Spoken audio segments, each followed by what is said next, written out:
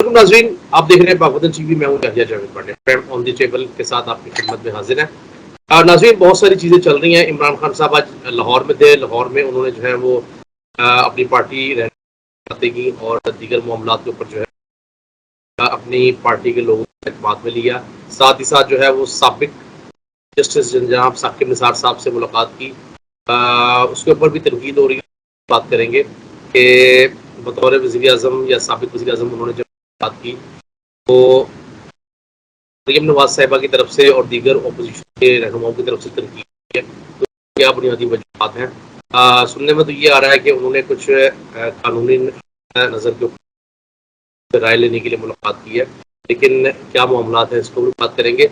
और सबसे अहम चीज़ ये है कि अभी रिसेंटली एलन उमर साहिबा जो कि कांग्रेस पाकिस्तान का दौरा हुआ, तो उसके ऊपर जो है वो तनकीद हुई जी। एक तरफ इमरान खान साहब अमरीकी साजिश की बात कर रहे हैं और दूसरी तरफ जो है वो अमरीकी लोगों से ही मुलाकातें करते फिर रहे हैं। इसके ऊपर बात करेंगे। एक स्टेटमेंट उनकी तरफ से आई थी कि उनका जो है वो बाइडेन एडमिनिस्ट्रेशन से डायरेक्ट कोई ताल्लुक नहीं है, वो जस्ट एक बीइंग और आप ये कह लेंगे अमेरिका के अंदर एक बात हुई। इमरान खान साहब से इसके ऊपर बात करेंगे। हमारे साथ मौजूद है सीनियर जर्नलिस्ट हैं जनाब फारूक साहब, न्यूयॉर्क में मुकीम है और काफ़ी अर्से से जो है वहीं से आजकल पाकिस्तान आए हुए, तो हमने भी इनको ज़रा पकड़ लिया कि आज आप अभी भी वो टॉक शो टाइम दें। सर अस्सलाम वालेकुम and welcome to the show. जी अच्छा सर, मेरा सबसे पहले आपसे सवाल ये है कि इमरान खान साहब ने आज जो है वो पार्टी लोगों से मुलाकात की लाहौर के अंदर, पार्टी वर्कर्स से, लेकिन साथ ही साथ उन्होंने जो है वो साबिक चीफ जस्टिस जनाब साकिब निसार साहब से भी मुलाकात की ज़मान पार्क में। तो उसके ऊपर जो है अपोजिशन की तरफ से तनकीद की जा रही है, खास तौर पर मरियम नवाज साहिबा जो है वो इसके ऊपर तनकीद कर रही हैं। तो आप इस सूरत हाल को कैसे देख रहे हैं? Thank you very much. देखें, ये सूरत हाल जो है बड़ी इंटरेस्टिंग नज़र आती है। इस सवाल का जवाब देने से पहले मैं आपको ये एक बात बड़ी इम्पोर्टेंट बताना चाहता हूँ कि जो इमरान खान साहब का जो साबका बयानिया अमेरिका के बारे में था, वो तो बिल्कुल इस वक्त उनके अपने ही पल्ले पड़ गया। जो उन्होंने हालिया एक अमेरिकी वफद से मुलाकात की, फिर उन्होंने जाके एक तो बनी गाला में मुलाकात हुई और दूसरी जो है लाहौर में एक खुफिया मुलाकात की उन्होंने। और मुलाकात करने वालों में वही जिस तरह उनके फवाद चौधरी साहब गवर्नर पंजाब और कुछ MNAs और एक्स एजुकेशन मिनिस्टर, ये सारे वहाँ मौजूद थे। और हमें इस मुलाकात का जब पता चला तो ये मुलाकात बेसिकली उनके उनका जो अमेरिका एंटी अमेरिकन जो उन्होंने कैंपेन चला रखी थी, वो एक दोगली पॉलिसी सामने आई उनकी कि अवामी सतह पे तो वो अमेरिका के अंदर और पाकिस्तान के अंदर वो एंटी अमेरिकन वो स्टैंस लेके चले हैं, लेकिन उसके साथ साथ उनके साथ वो खुफिया मुलाकातें भी कर रहे हैं। अब बाबा रहमते, उसको हमने देखा उनके साथ बैठे हैं। ये वही बाबा रहमते है जिसने जिस जिस जिसके फैसलों की वजह से अपोजिशन को इन्होंने पुश किया और फिर पूरा अरसा ये आखिरी वक्त में ये सीन से गायब रहे और बेसिकली कुछ फैसले तो ऐसे किए जिसके बाद वो लंदन जाके अपनी फैमिली समेत वहाँ जाके बस गए। अब आते हैं कि उनकी हुकूमत जाने के बाद अब वो मुख्तलिफ वो स्टैंस ले रहे हैं। उनको ये समझ नहीं आ रही कि वो किस तरफ जाएं, क्योंकि जिस तरीके से उनको इम्पीच किया गया और जिस तरीके से उनको पूरे इंतखाबी अमल से बाहर निकाला गया और बड़ी मुनज़्ज़म तरीके से जो हुकूमत जो है वो सामने आई, वो कामयाबी से चल भी रही है। तो मेरा ख्याल है कि इमरान खान साहब जो हैं वो ख़ासे परेशान हैं और उन्होंने ये जो अभी कॉल दी है इस्लामाबाद 20 लाख लोगों को इकट्ठा करने की, इससे पहले उन्होंने 10 लाख लोगों को इकट्ठा करने की कॉल दी थी और 40 से 50,000 बंदा इकट्ठा नहीं कर सके थे। और इस दफ़ा भी ये भी कल उन्होंने जो इलेक्शन कमीशन के सामने उन्होंने मुख्तलिफ पूरे पाकिस्तान में जहाँ जहाँ दफातर है वहाँ उन्होंने कॉल्स दी हैं, तो यही कोई 100, 150, 200 बंदों से ज़्यादा हमने नहीं देखा बड़े शहरों में थोड़े से ज़्यादा है, लेकिन ये क्राउड कंट्रोल जो है वो इस वक्त आपको ज़ाहिर तो नज़र आता है कि वो, क्योंकि वो क्राउड इकट्ठा करने के माहिर हैं, लेकिन इसके साथ साथ जो इस वक्त उनके बारे में या उनकी खातून खाना और उनकी जो दोस्त हैं उनके बारे में ज़मीनों के और जो स्कैंडल सामने आए हैं उसके अंदर वाज़े तौर पे जो आवाम हैं बल्कि उनके अपने साथी और उनके वर्कर्स वो देख रहे हैं कि जो उनको कहा जा रहा था, इनफैक्ट जो हो रहा था वो उसके बरक्स है।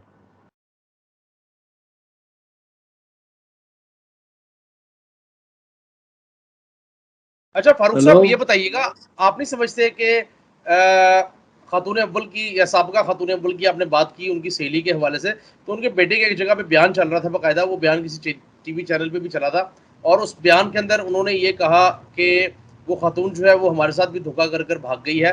तो आप क्या समझते हैं कि मौजूदा हुकूमत को उनके खिलाफ केस दायर नहीं करना चाहिए, या कम अज़ कम ये है कि FIA या दीगर इदारे जो है जैसे नैब है, इनको कार्रवाई के लिए जो है वो कहना नहीं चाहिए या दरख्वास्त नहीं देनी चाहिए कि इनके ऊपर कार्रवाई इनिशिएट की जाए?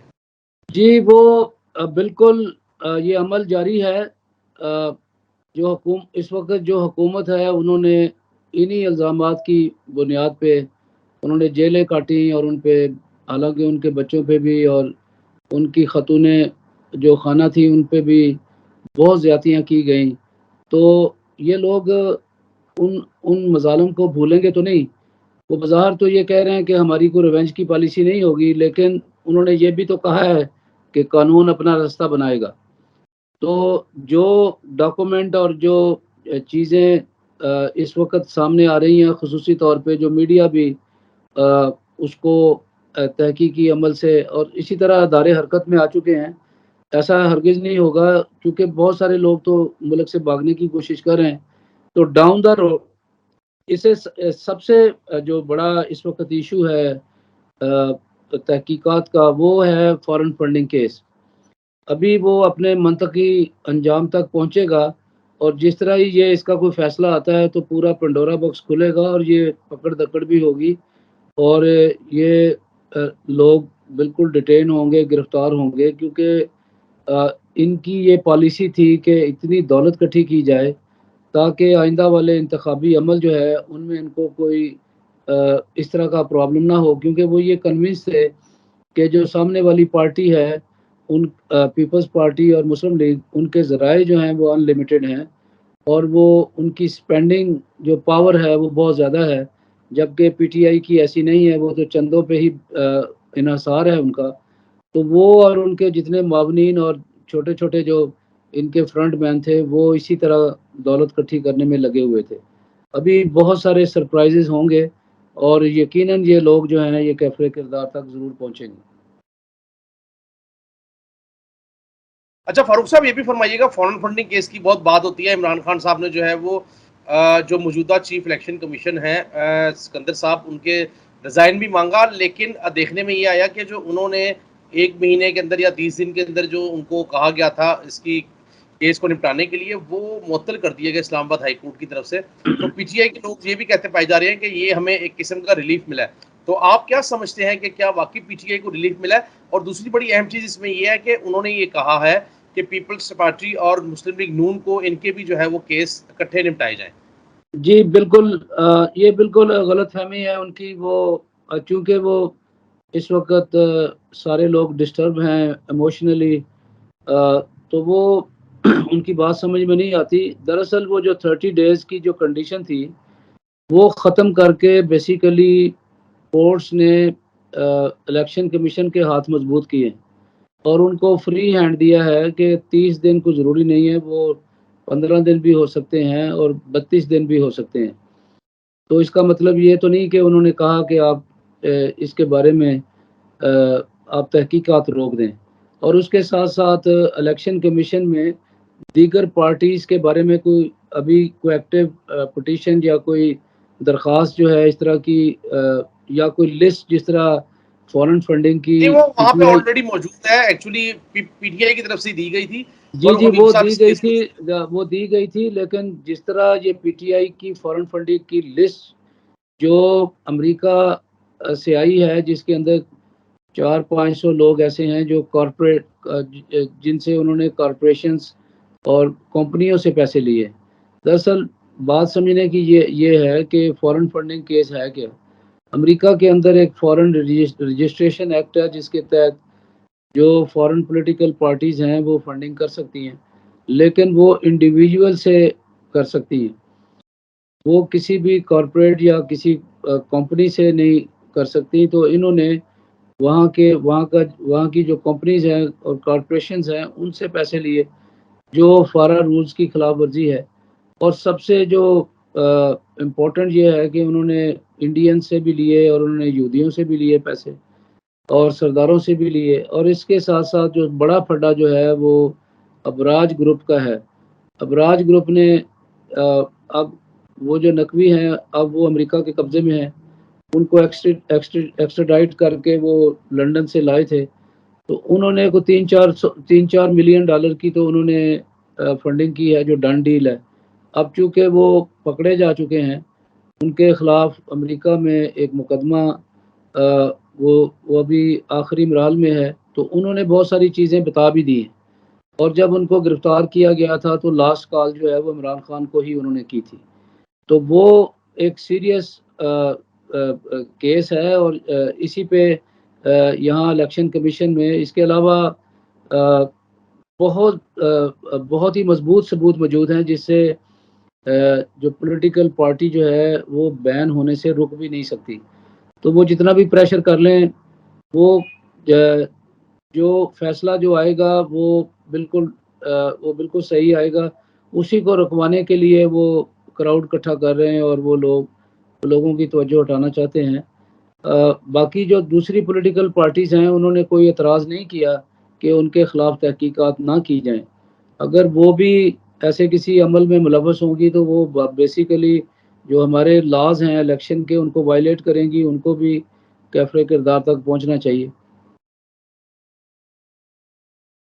अच्छा, आप क्या समझते हैं कि वैसे पाकिस्तान की तारीख में कभी ऐसा हुआ तो नहीं, लेकिन अगर आप समझते हैं कि पाकिस्तान तहरीक इंसाफ को बैन किया जाएगा, तो आगे चलकर आप समझते हैं कि क्या सुप्रीम कोर्ट के अंदर कोई रिलीफ मिल जाए और ये जो बैन, क्योंकि बेसिकली ये केस बाद में सुप्रीम कोर्ट में जाएगा और सुप्रीम कोर्ट इस मामले को देखेगी कि आगे इसको कैसे लेकर चलना है, इसको बैन करना है या क्या मामला है, क्योंकि ये बहुत बड़ा जो है वो एक आईनी बुहरान भी पैदा हो सकता है आने वाले दिनों में। तो आप इस चीज़ को कैसे देखते हैं कि क्या इसका हल निकलेगा, कोई मामला ले दे के? क्योंकि कुछ लोग यहाँ पे ये भी कह रहे हैं कि उनकी ये एज सच इसमें कोई इतनी मसले वाली बात नहीं है। उसकी वजह ये है कि जो पैसा लिया गया है, जो फंडिंग आई है, उसको वो जब्त कर सकते हैं, जुर्माना कर सकते हैं, लेकिन पार्टी को जो है वो बैन नहीं कर सकते। देखें जी, ये तो जो कानून है उसमें तो ऐसा नहीं लिखा हुआ। अगर वो पार्लियामेंट में कानून साजी करके कोई नया कानून फॉरेन फंडिंग का ले आए, या तमाम पॉलिटिकल पार्टीज जिस तरह दूसरी पॉलिटिकल पार्टी के बारे में भी एक प्रेशर बन रहा है, तो अब चूंकि उनकी हुकूमत है और अपोजिशन तो है कोई नहीं, तो वो एक कानून जो है पास करके एक कोई रास्ता निकालते हैं, कॉमन रास्ता निकालें जिसमें जो पनिशमेंट है वो कैपिटल पनिशमेंट ना हो। लेकिन बज़ाहिर इस वक्त जो पीटीआई के बारे में सबूत देने वाले वो पीटीआई के बानी अरकान हैं जो फंड रेजिंग में शामिल रहे, और वो विटनेस हैं। उन्होंने एक 8 साल से वो केस लड़ रहे हैं। उसमें ये तो इल्ज़ाम नहीं दिया जा सकता कि ये मुस्लिम लीग या पीपल्स पार्टी ने ये केस डाला है। ये तो केस उनके अपने जो बानी वो अवैस उन्होंने डाला है, और उन्होंने बहुत ज़्यादा तकलीफ़ें बर्दाश्त की। और इस वक्त अगर कानून तो ये कहता है कि कोई पॉलिटिकल पार्टी पाकिस्तान में, बल्कि सख्त है कानून, अगर ये सुप्रीम कोर्ट में जाता है तो सुप्रीम कोर्ट कुछ रिलीफ भी दे सकती है। पाकिस्तान में कुछ भी हो सकता है, लेकिन जो है कानून तो यही कहता है कि ये पार्टी जो है ये बैन होगी। अच्छा, ये पार्टी बैन होगी। अच्छा, आप क्या समझते हैं कि अगर ये पार्टी बैन हो जाती है मुकम्मल तौर पर, तो इमरान खान साहब के पास आगे क्या लाहेमल होगा? क्योंकि एक ये भी सूरत हाल देखी गई है, जैसे एमक्यूएम पाकिस्तान का मसला बना था, जब अल्ताफ़ हुसैन साहब के ऊपर बैन लगाया गया, तो इन्होंने, वैसे तो ऑलरेडी ये पार्टी जो है वो एमक्यूएम पाकिस्तान के नाम पर रजिस्टर थी, तो इमरान खान साहब अगर नए नाम पर ये पार्टी रजिस्टर करवाते हैं, तो तब जो है वो इनको जो है वो यहाँ पर क्या रिलैक्सेशन मिल सकती है और साथ ही साथ जो है वो इनका कहीं न कहीं बच-बचाव भी हो सकेगा? नहीं, वो शायद उन्होंने कोई नया नाम रख ही लिया हो, वो बहुत बड़े खिलाड़ी हैं, कोई सरप्राइज़ आ जाए और उस पे वो काम कर ही रहे हों, ऑप्शन तो सारे मौजूद हैं। अभी जो इस वक़्त जो एक हाइक बनी हुई है वो पीटीआई के अपने लोग भी जानते हैं। अब जब ये मामला शुरू हुआ था, तो अमेरिका से जो उनके डिफरेंट अकाउंट्स में पैसे पड़े हुए थे, वो जिस तरह पाकिस्तान में लाए गए, 10-10 की टोलियों में लोग आते थे इन्वेस्टर बन के, वो भी अदारों की नज़र में हैं। अभी तो बहुत सारे सरप्राइज़ हैं। दरअसल इन लोगों ने गलतियाँ बहुत की। कोई पॉलिटिकल विल वाला या कोई प्रूडेंट इनकी टीम में ऐसे लोग नहीं थे जो पार्टी को चलाने का जिनका तजर्बा हो। वो जुम्मा-जुम्मा जंग नाल वो इसी तरह बस मेला ठेला, बदतमीज़ी, वो सियासी बसीरत थी नहीं। अब मैं समझता हूँ कि इमरान खान को बजाय शोर-शराबा करने के, उनको पहली पहली फुर्सत में अपनी पार्टी को मुनज़्ज़म करना चाहिए और उन्होंने जो सीरियस गलतियाँ की हैं, उनका उन उजाला गलतियों करें। का उजाला करना चाहिए। सबसे बड़ी उनकी जो गलती थी, वो मीडिया के साथ उनकी अनात थी, जो आज वही मीडिया जो है उनको उसका बदला ले रहा है। उन्होंने कभी भी उनका ये मानना था कि मेरे पास एक सोशल मीडिया की एक ताकत है और उन्होंने इसी पे पाकिस्तान के अंदर ही नहीं बल्कि मुख्तलिफ कंट्रीज़ के अंदर सोशल मीडिया ट्रेंड बनाने वाली उन्होंने छोटी-छोटी लैबॉरेटरियाँ बनाई हुई थी, जिसका इज़हार उन्होंने अभी किया और वो अब भी ये कन्विंस हैं कि मुझे पाकिस्तानी मीडिया की ज़रूरत नहीं है ज़रूरत क्योंकि नहीं है। मेरा हाँ जी, ये तो सोशल। फरसा कहते हैं उनकी पार्टी। जी। अच्छा सर लास्टली ये बताइएगा कि आप क्या समझते हैं अमरीकी साजिश क्योंकि आप अमेरिका में रहते हैं, आपको माशाल्लाह काफ़ी अरसा हो गया वहाँ पे मुकीम। तो आप क्या समझते हैं कि अमेरिका रजीम चेंज के अंदर तो मास्टर है, ये तो आपको भी पता है इस चीज़ का कि बहुत सारे ममालिक के अंदर वो ये काम कर चुका है अमेरिका। तो आप क्या देखते हैं कि अगर अमेरिका या बाइडेन एडमिनिस्ट्रेशन जो है वो इस तरह की कोई चीज़ के अंदर करना भी चाह रही थी या इंटरेस्टेड भी थी, तो आप क्या समझते हैं कि क्या वो ये करने में कामयाब हो चुकी है? और एक और चीज़ सामने आ रही थी कि कुछ ज़राए से भी खबरें आ रही थी कि वो बाइडेन एडमिनिस्ट्रेशन जो है वो नाला भी थी इमरान खान साहब से, उसकी क्या वजह है? ये बांडे साहब, ये सवाल जो है आपको सबसे पहले पूछना चाहिए था, अब मैं इसका तफ़सील से जवाब दूँगा। असल में ये मसला समझने की ज़रूरत है कि मसला है क्या था? मसला ये था कि इमरान खान साहब, उनकी सोच जो है वो एक गेम चेंजर की सोच थी। वो इंटरनेशनल लेवल पे एक बहुत बड़ी कंट्रीब्यूशन करने वाले थे, तो लिहाज़ा उन्होंने पहले फुर्सत में अपनी एक ऑर्गेनाइज़ेशन फ़ॉर्म की थी 11 में 2011 में, जिसका नाम था इक़दार। वो गेम चेंजर थी। इमरान खान ने अपना एक झंडा भी रखा हुआ था और बड़े-बड़े मंसूबे और वो ट्रिलियंस डॉलर्स की बात करते थे। वो एक नया कॉन्सेप्ट था उनके ज़हन में। तो वो तो आगे बातें चली नहीं। तो उन्होंने फिर ये किया कि जो अमेरिकन इलेक्शन के अंदर उन्होंने पाकिस्तानियों को भेजने के लिए 3 साढ़े 3 साल में मुख्तलिफ नेटवर्क्स बनाए। वज़ारत ख़ारजा ये काम करती थी और तकरीबन $100 मिलियन का बजट जो है वो मुख्तलिफ उन्होंने नेटवर्क्स कायम करने में लगाया, जिसकी मिसाल मैं दे सकता हूँ कि न्यूयॉर्क के अंदर अ, ऐसे घोड़े उन्होंने तैयार किए जिन पे उन्होंने रकमें लगाई। अब उनका ये था कि नौजवानों को या जो इन्फ्लुएंस रखने वाले लोग हैं, उनको फंडिंग के ज़रिए पार्टियों के रिपब्लिकन और डेमोक्रेट्स के करीब लाया जाए। तो अभी जो शख्स जो है, अभी लाया था ये इल्हाम उमर को, ये उनका इमरान खान का एक प्यादा घोड़ा था एक। ये इसने $3 मिलियन बाइडेन की कैंपेन में लगाए थे और फिर बाइडेन और उनकी बेगम चल के वहाँ गए थे। तो ये नकारे बजाते थे, बगलें बजाते थे, लेकिन उनका मुजरमाना एक माज़ी था, जिसकी वजह से वो बाइडेन जो उनकी जो हुकूमत है उसमें कोई ख़ास उनको ओहदा ना मिल सका। इसी तरह एक और डॉक्टर एजाज़ थे, उन्होंने कोई $500 मिलियन इकट्ठे करके दिए, उनको भी लगाया था बाइडेन के साथ। फिर आ जाएँ जनाब, एक बोस्टन में एक शाहिद खान साहब हैं, उनके ज़रिए कोई $1 मिलियन की रकम जो है बाइडेन को दी गई। ये तो बाइडेन टीम थी, इसके अलावा बीसियों और भी मैं मिसालें दे सकता हूँ।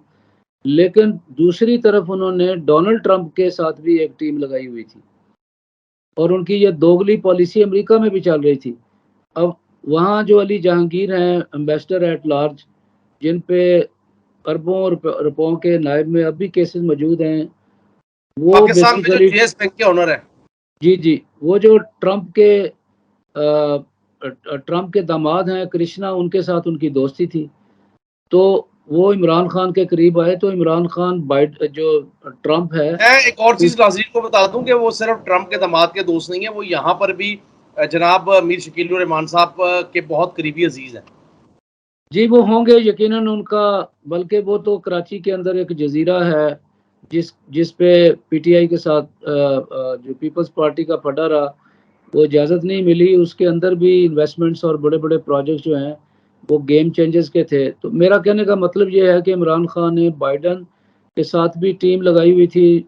उनकी इज्तिमाई तौर पे वो अमरीकी सियासत में इंटरफेरेंस कर रहे थे।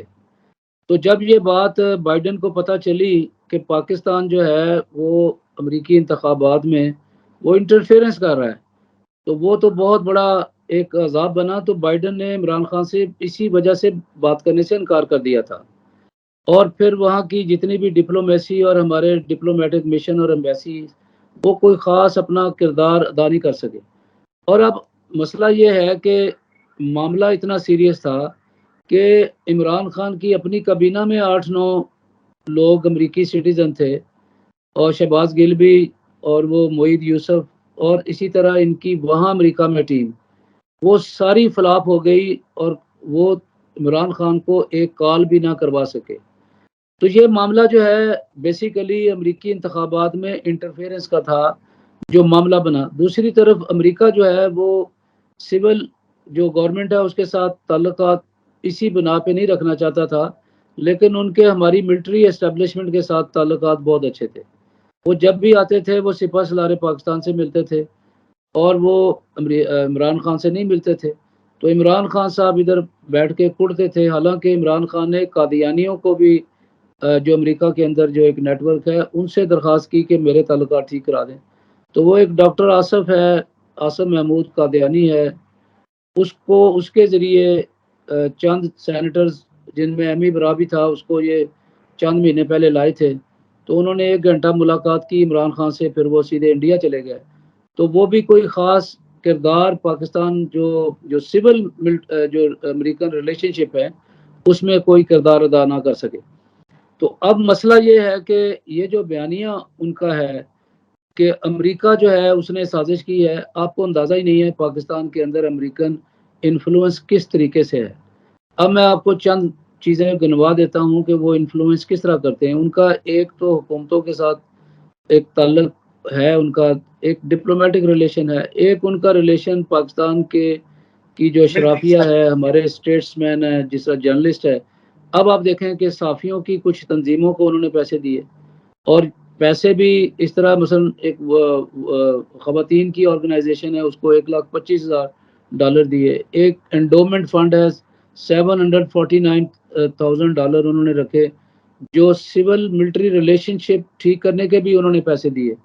उन्होंने हमारी हमारी पार्लियामेंट है, उसके अंदर कानून साजी और उसके जो टेक्निक और टैक्टिक्स और उनको मॉनिटर करने के, इवन के हमारे जो सियासतदान हैं, उनको करप्ट करने के भी उन्होंने पैसे दिए। उन्होंने जनाब आपकी जो डिप्लोमेट्स हैं, उनको उन्होंने पैसे दिए।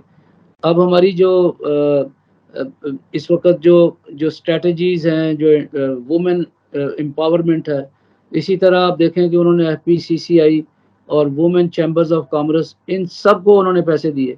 तो भाई, जब वो इस हद तक इतना बड़ा इन्फ्लुएंस रखते हैं, आप उनसे पैसे भी लेते हैं और अपनी आगे मुख्तलिफ ऑर्गेनाइजेशन चलाते हैं, तो एक इन्फ्लुएंस जो है वो तो डेफिनेट है।